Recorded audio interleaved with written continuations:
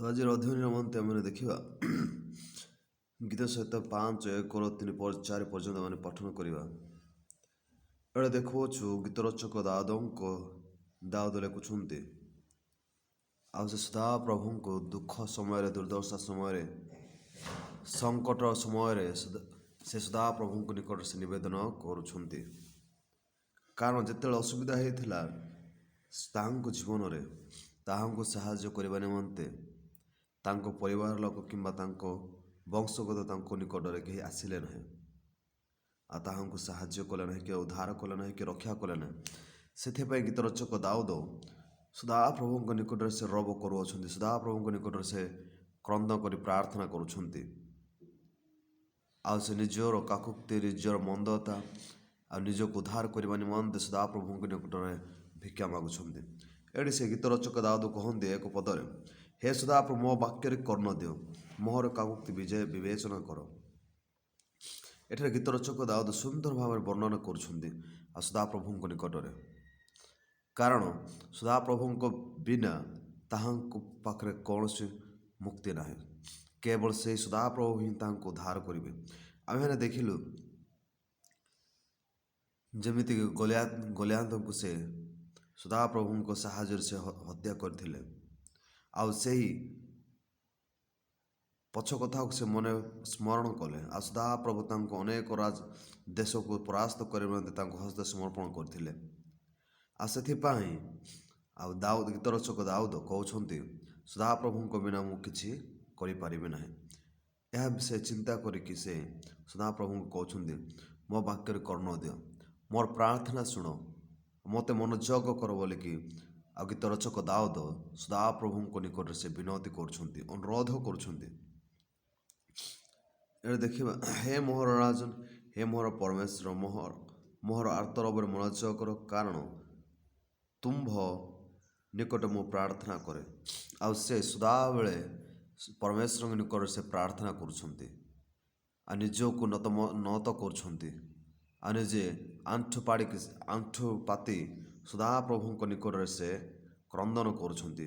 ଆଉ ସେ କହୁଛନ୍ତି, ସଦାପ୍ରଭୁ ତୁମେ ମୋର ପ୍ରାର୍ଥନା ଶୁଣ, କେବଳ ତୁମେ ମୋର ଉଦ୍ଧାର କରତା ଜୀବିତ ପରମେଶ୍ୱର, ତୁମ୍ଭ ଛଡ଼ା ମୋତେ କେହି ଉଦ୍ଧାର କରିବେ ନାହିଁ ଏ ସଙ୍କଟ କାଳର ବୋଲି କହି ସେ ସଦାପ୍ରଭୁଙ୍କ ନିକଟରେ ସେ ପ୍ରାର୍ଥନା କରୁଛନ୍ତି। ହେ ସଦାପ୍ରଭୁ, ତୁମ୍ଭେ ପ୍ରାତଃକାଳରେ ମୋହର ରବ ଶୁଣିବ, ମୁଁ ପ୍ରାତଃକାଳେ ତୁମ୍ଭ ଉଦ୍ଦେଶ୍ୟରେ ଆପଣ ପ୍ରାର୍ଥନା ସଜାଇବି ଓ ଜାଗି ରହିବି। ଏଠି ଗୀତ ରଚକ ଦାଉଦ କହୁଛନ୍ତି, ଆଉ ତୁମ୍ଭେ ସକାଳ ସମୟରେ ହିଁ ମୋହର ପ୍ରାର୍ଥନା ଶୁଣିବ, ଆମ ପ୍ରାତଃ କାଳରେ ତୁମ ଉଦ୍ଦେଶ୍ୟରେ ପ୍ରାର୍ଥନା ସଜାଇବି, ଜଗି ରହିବି, ଆଉ ସକାଳ ସମୟରେ ମୁଁ ପ୍ରାର୍ଥନା କରିବି, ଆଉ ତୁମର ସେ ପ୍ରାର୍ଥନାକୁ ମୁଁ ଅପେକ୍ଷାର ଯୋଗ୍ୟ ରହିବି ବୋଲିକି ଗୀତ ରଚକ ଦାଉଦ କହନ୍ତି। କାରଣ ଆମେ ଜାଣିଛୁ, ଯେତେବେଳେ ଆମେ ସକାଳେ ଉଠିକି ଆମେ ପ୍ରାର୍ଥନା କରିବା ଆଉ ରାତିରେ ଉଠିକି ଯେତେବେଳେ ଆମେ ପ୍ରାର୍ଥନା କରିବା, ସେହି ପ୍ରାର୍ଥନା ପରମେଶ୍ୱର ଶ୍ରବଣ କରିଥାନ୍ତି। କାରଣ ସେତେବେଳେ ଆମ୍ଭମାନଙ୍କର ମନ ସ୍ଥିର ହୋଇ ରହିଥାଏ, ଆମ୍ଭମାନଙ୍କର ମନ ଏପଟ ସେପଟ ହୋଇନଥାଏ, ଆମ୍ଭମାନଙ୍କର ଚିନ୍ତା କିଛି ନଥାଏ ସେହି ସମୟରେ। ଆଉ ଯେତେବେଳେ ଆମେ ରାତି ଉଠିକି ଆମେ ସଦାପ୍ରଭୁଙ୍କୁ ବିନତି କରି ପ୍ରାର୍ଥନା କରିବା ଭଗ୍ନ ଅନ୍ତଃକରଣ ସହିତ, ଆଉ ସଦାପ୍ରଭୁ ସେହି ପ୍ରାର୍ଥନାର ଉତ୍ତର ଆମ୍ଭମାନଙ୍କୁ ଯଥା ସମୟରେ ଉତ୍ତର ଦେଇଥାନ୍ତି, ଆଉ ସେହି ପ୍ରାର୍ଥନା ହିଁ ଆମ୍ଭମାନଙ୍କୁ ସଫଳତାକୁ ଆଣିଥାଏ। ଆଉ ସେଥିପାଇଁ ଆମ୍ଭେମାନେ ସଦାପ୍ରଭୁଙ୍କ ନିକଟରେ ଆଉ ସକାଳ ସମୟରେ ଉଠିକି, ପ୍ରାତଃ କାଳରେ ଉଠିକି ଆମେମାନେ ସଦାପ୍ରଭୁଙ୍କୁ ଶରଣଗତ ହେବା ଆମମାନଙ୍କର କର୍ତ୍ତବ୍ୟ, ଆମମାନଙ୍କର ଉଚିତ।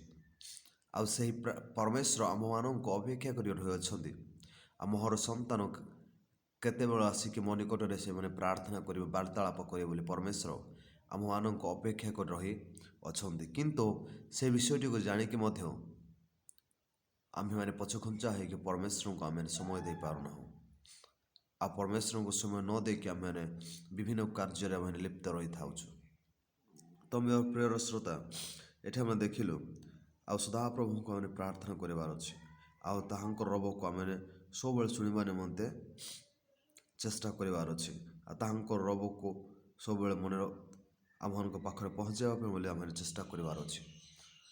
ଏଠି ଆମେ ଦେଖିବା, କାରଣ ତୁମ୍ଭେ ଦୁଷ୍ଟତାର ସନ୍ତୁଷ୍ଟ ପରମେଶ୍ୱର ନୁହଁ, ମନ୍ଦ ତୁମ୍ଭ ସଙ୍ଗେ ପ୍ରବାସ କରିବ ନାହିଁ।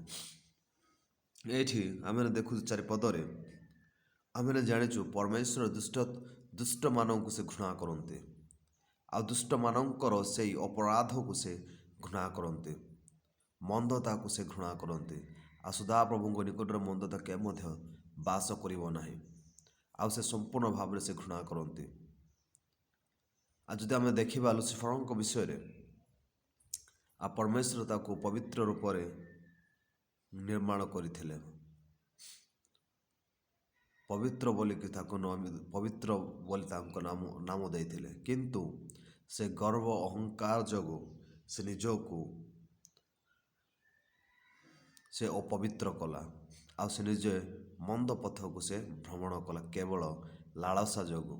ଆଉ କେବଳ ସେ ଈଶ୍ୱରଙ୍କ ତୁଲ୍ୟ ହେବେ ନିଜେ ମନେ କରିକି ସେ କ'ଣ କଲା ନା, ସେ ସଦାପ୍ରଭୁଙ୍କ ଠାରୁ ଦୂରେଇ ଗଲା, ସେ ପବିତ୍ର ସ୍ଥାନରୁ ସେ ନିଜେ ଦୂରେଇ ଗଲା। ଆଉ କାରଣ ସଦାପ୍ରଭୁ ହେଉଛନ୍ତି ଧର୍ମମୟ ପରମେଶ୍ୱର, ସେ ହେଉଛନ୍ତି ପବିତ୍ର, ମହାପବିତ୍ର। ଆଉ ସେ ମନ୍ଦତାକୁ ସେ ଘୃଣା କରନ୍ତି, ଅବାଧ୍ୟତାକୁ ସେ ଘୃଣା କରନ୍ତି, ଆଜ୍ଞା ଲଙ୍ଘନକୁ ସେ ଘୃଣା କରନ୍ତି। ଆଉ ଯିଏକି ନିଜକୁ ପରମେଶ୍ୱରଙ୍କ ତୁଲ୍ୟ କରନ୍ତି, ସେଇଟାକୁ ମଧ୍ୟ ପରମେଶ୍ୱର ଘୃଣା କରନ୍ତି। କାରଣ ଲୁସିଫର ସେ ନିଜେ ଭାବିଲା ମୁଁ ଜଣେ ପରମେଶ୍ୱରଙ୍କର ପୁତ୍ର, ଆଉ ମୋର ପରମେଶ୍ୱରଙ୍କୁ ଯେମିତି ଅଧିକାର ଅଛି ମୋର ମଧ୍ୟ ସେମିତି ଅଧିକାର ଅଛି ବୋଲି ସେ ନିଜେ ମନରେ ବିବେଚନା କରିବା ଯୋଗୁଁ ସେ ପବିତ୍ର ସ୍ଥାନରୁ ତଡ଼ିତ ହେଲା, ପବିତ୍ର ସ୍ଥାନରୁ ସେ ବିତାଡ଼ିତ ହେଲା। ସେ ନିଜେ ମଧ୍ୟ ନୂଆ ରାଜ୍ୟ ଗଠନ କରିବାର ଯେ ପ୍ରୟାସ କଲା, ସେଥିପାଇଁ ପରମେଶ୍ୱର ତାକୁ କ'ଣ କଲେ, ସେ ମହାପବିତ୍ର ସ୍ଥାନରୁ ତାକୁ ତଳକୁ ଖସାଇଲେ, କେବଳ ତାହାଙ୍କର ଅହଙ୍କାର ଗର୍ବ ମନୋଭାବ ଯୋଗୁଁ। ତ ପ୍ରିୟ ଶ୍ରୋତା, ଆମେ ସଦାପ୍ରଭୁଙ୍କ ନିକଟରେ ନିଜକୁ ନମ୍ରଚିତ କରିବାର ଅଛି।